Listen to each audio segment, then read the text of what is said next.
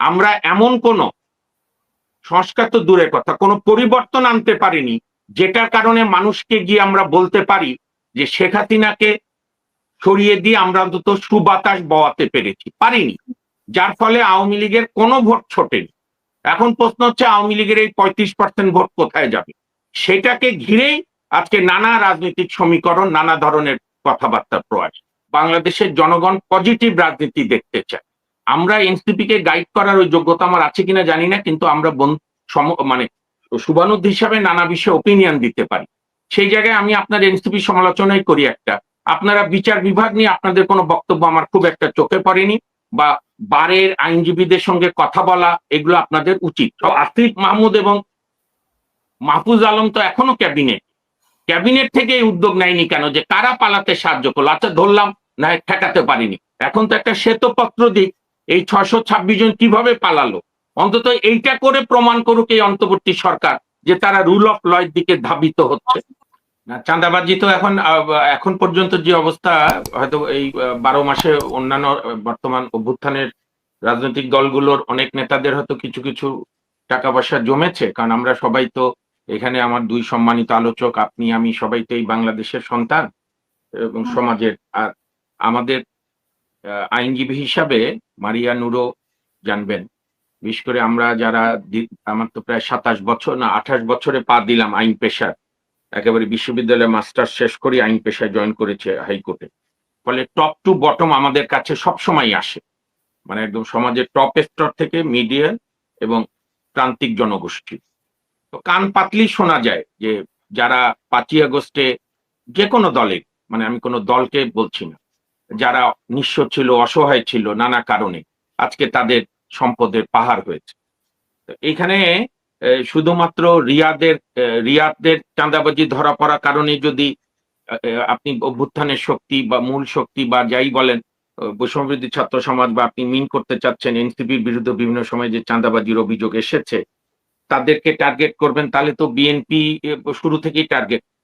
কারণ আমি তাদের প্রতি মানুষের শ্রদ্ধার জায়গাটা অন্যরকম, সেই জায়গা থেকে হয়তো বা মানুষ একটু আহত হয় আর কি, যে তারা তো সেইটা আলাদা জিনিস। এখানে একটা কথা আমি বলতে চাই যে বিএনপি কেও মানুষ শ্রদ্ধা করে বলেই তো নিশ্চয়ই ভোট দিয়ে তাদেরকে ক্ষমতায় আমি বলছি মারিয়া, আমি কম্প্রোমাইজ করার সুযোগ নাই, যে মানুষ মারিয়া আমারটা শোনেন, মারিয়া আমারটা শোনেন, তাহলে মানুষকে টেকেন ফর গ্রান্টেড নেওয়ার তো কোনো সুযোগ নাই। বড় দল বলে মানুষকে টেকেন ফর গ্রান্টেড নেবে? আমারটা শোনেন মারিয়া, সবাই সবারটা ধৈর্য করে শুনি, তাহলে এটাও একটা গণতন্ত্রের প্র্যাকটিস। আর সেটা হচ্ছে যে, হ্যাঁ, সেটা হচ্ছে যে আপনি চাঁদাবাজি এস্টাচ বন্ধ করা খুব ডিফিকাল্ট যতক্ষণ আপনি রাজনৈতিক দলগুলোর অর্থায়নের উৎস ক্লিয়ার না করতে পারবেন। আপনি একটা রাজনৈতিক দল কিভাবে চলে এইটা যদি আপনি ক্লিয়ারলি না বলেন, একটা রাজনৈতিক দলের সর্বোচ্চ নেতার ইনকাম, সে যে এত বিলাসবহুল জীবনযাপন করে, যে কোনো দল, বাংলাদেশে ক্রিয়াশীল যে কোনো রাজনৈতিক দল, ছোট বড় মাঝারি, ধরেন আমি আইনজীবী দেশের সাংবিধানিক আদালতে, আমি একটা সংগঠন করি সুপ্রিম কোর্ট কেন্দ্রিক, আমার সীমাবদ্ধতা, কারণ আমি ছাত্র রাজনীতি করেছি, জাতীয় রাজনীতিতে আমি রাজনৈতিক দলগুলোর যে কালচার দেখেছি, তাতে আমি দেখেছি এখন পর্যন্ত মারিয়াদের দলের প্রতি আমার এখনো প্রত্যাশা আছে যে নানা সংকট, আমার নাম হুমায়রা, সরি মার্জনা করবেন, হাসিনাও ভুল বলেছিল, কোনো অসুবিধা নাই, কোনো অসুবিধা নাই, হুমায়রা সরি, মার্জনা করবেন, চমৎকার নাম, ধন্যবাদ। তো আমি আন্তরিকভাবে চেয়েছিলাম, আমি বলি, যখন ধরেন নাহিদের সঙ্গে হয়তো আমার ব্যক্তিগত পার্সোনালি হয়তো না, কিন্তু হাসনাত সার্জিস এরা আজকের হাসনাত সার্জিস হয়ে ওঠার আগেই এই আমি রবি ভাই আপনার টকশোতে, অন্যান্য টকশোগুলোতে সেই আওয়ামী দুঃশাসনের সময় আমরা কথা বলেছি, এবং ওরা যখন দল গঠনের আগেও নানা সময়। তা আমার একটা প্রত্যাশা ছিল যে বাংলাদেশের রাজনীতিতে, বা এখনো বিশ্বাস করি আমি, যত সংস্কার করেন আপনি এই যে আলী রিয়াজের সংস্কার কমিশনের সিদ্ধান্ত নিয়ে কনস্টিটিউশনের পাঠ করেন, চাই আপনি পাথর দিয়ে লিখে রাখেন বাংলাদেশের 64 জেলায়, নির্বাচনের মাধ্যমে যারা ক্ষমতায় আসবে এবং বাংলাদেশের রাজনৈতিক দলগুলোর মধ্যে শক্তির ভারসাম্য না থাকে, আমাদের বাংলাদেশে এখনো রাজনীতির পরিবেশটা কি? বিএনপি 35 থেকে 40% ভোট, আওয়ামী লীগের 35% ভোট। ফ্যাক্ট হচ্ছে আমাদের 11-12 মাসে আমি থেকে শুরু করে, আমিও তো এই আন্দোলনের একজন ক্ষুদ্র পার্টিসিপেন্ট, এবং হুমায়রার জানা থাকার কথা জুলাই 23 সালে শেখ হাসিনার ভাইয়ের পুত্র, যিনি সুপ্রিম কোর্টকে ধ্বংসের অন্যতম কুখ্যাত কারিগর, সেই ব্যারিস্টার তাপসের বিরুদ্ধে আমার সংগঠনের সভাপতি শাহ আহমেদ বাদল বাদী হয়েছিল। রবি ভাইদের আইনজীবী সংগঠন দলের জাতীয়তাবাদী আইনজীবী ফোরামের কোন নেতাকে পাওয়া যায়নি তাপসের বিরুদ্ধে মামলার বাদী হওয়া। এবং শুধু একা জাতীয়তাবাদী আইনজীবী ফোরাম আন্দোলন করতে পারেনি, সবাইকে নিয়েই ইউনাইটেড লয়ার্স ফ্রন্ট গঠন করে সাবেক প্রধান বিচারপতি ওবায়দুল হাসান শাহিন সাহেব থেকে শুরু করে এই যে শপথবদ্ধ বিচারপতি যারা বক্তৃতা দিয়েছিল, তাদের বিরুদ্ধে একটা ঐক্যবদ্ধ আন্দোলন আমরা গড়ে তুলেছিলাম। এবং সেখানে আমাদের অঙ্গীকার ছিল, আমি কেন বলছি এই সংকটগুলো, ইউনাইটেড লয়ার্স ফ্রন্টের ঘোষণাপত্রের অন্যতম আমি ড্রাফট করেছিলাম, পরে জয়নাল আবেদিন সাহেব অন্যরা দেখে ওকে করেছিল, সুব্রত চৌধুরী। কিন্তু বিচার বিভাগ স্বাধীনের পথে না যাওয়ার আগেই 5ই আগস্টের পর থেকেই ইউনাইটেড লয়ার্স ফ্রন্ট মৃত হয়ে গেছে। কারণ এটাই বাংলাদেশের রাজনীতির নিয়ন্ত্রক, মানে ট্র্যাজেডি।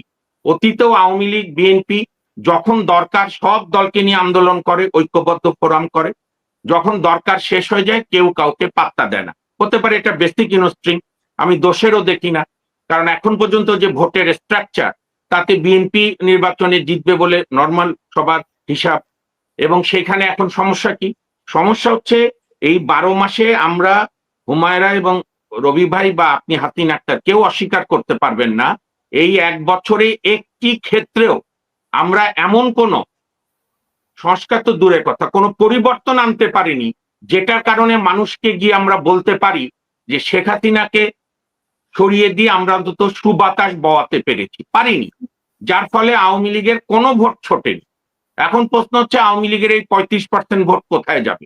সেটাকে ঘিরেই আজকে নানা রাজনৈতিক সমীকরণ, নানা ধরনের কথাবার্তার প্রয়াস। তো চাঁদাবাজি বন্ধ করতে গেলে প্রথম যেটা করতে হবে, দুর্নীতি দমন কমিশনকে স্বাধীন করে দিতে হবে সত্যিকার অর্থে, এবং তাদেরকে সক্রিয় হতে হবে। রাষ্ট্রীয় যে চাঁদাবাজি হলো, হুমায়রা আছে কিনা লাইনে, এই যে 626 জন সেনা অভ্যন্তরে থাকলো, ঠিক আছে, এক্সট্রা জুডিশিয়াল কিলিং কেউ পছন্দ করে না, সভ্যতা বিরোধী, কিন্তু তারপর যে তারা এক এক করে চলে গেল, এখন তো আওয়ামী লীগের পলাতক নেতারা প্রত্যেকে মুখ খুলছে। ওবায়দুল কাদের দীর্ঘদিন এখানে ছিল, অন্যরাও ছিল। ওই সময় তো আমার খুব প্রিয় মানুষ, আমরা এই দলটার সাফল্য কামনা করি, গণতন্ত্রে অনেকগুলো রাজনৈতিক দল, অন্ততপক্ষে 3-4টা শক্তিশালী রাজনৈতিক দল না থাকলে গণতন্ত্র বিকশিত হয় না। হাসিন আক্তার গণতন্ত্র কিন্তু দোকান থেকে ওই আপনার ম্যাগি নুডলস কিনান, যে নুডলস কিনে রান্না করলাম, বললাম আমার ডেমোক্রেসি হয়ে গেছে। আমরা কি দেখেছি? 91 সালে বেগম জিয়া ক্ষমতা এসেছেন, বলেছেন গণতন্ত্র শুরু, এটা ভ্রূণ গণতন্ত্র, এখনই বাধা দিয়েন না, আমরা সব ঠিক করব। করতে করতে মাগুরার উপনির্বাচন হলো, কেয়ারটেকার আন্দোলন জনগণের একটা বড় অংশ অংশগ্রহণ করলো। হ্যাঁ, বেগম জিয়াকে ধন্যবাদ দেই, জোর করে ক্ষমতায় থাকেননি, মেনে নিয়ে নিজেও ফিল করে একটা ইলেকশন করে, যেহেতু পার্লামেন্টে অলরেডি বিরোধী দল শেখ হাসিনারা পদত্যাগ করেছিল 100 জন বোধহয়, 94 জন। তো সুতরাং তারা আপনার পার্লামেন্ট ইলেকশন করে কেয়ারটেকার ব্যবস্থাকে সংবিধানের পাঠ করে একটা অসাধারণ স্টেটসম্যান পরিচয় দিয়েছিলেন বেগম খালেদা জিয়া, নানা সীমাবদ্ধতা সত্ত্বেও। সেটা অবশ্য এত রক্তপাতের আগে 95 সালে মেনে নিলেই হয়তো বাংলাদেশ ইতিহাস আজকে অন্যভাবে লেখা। তারপরে কি হলো?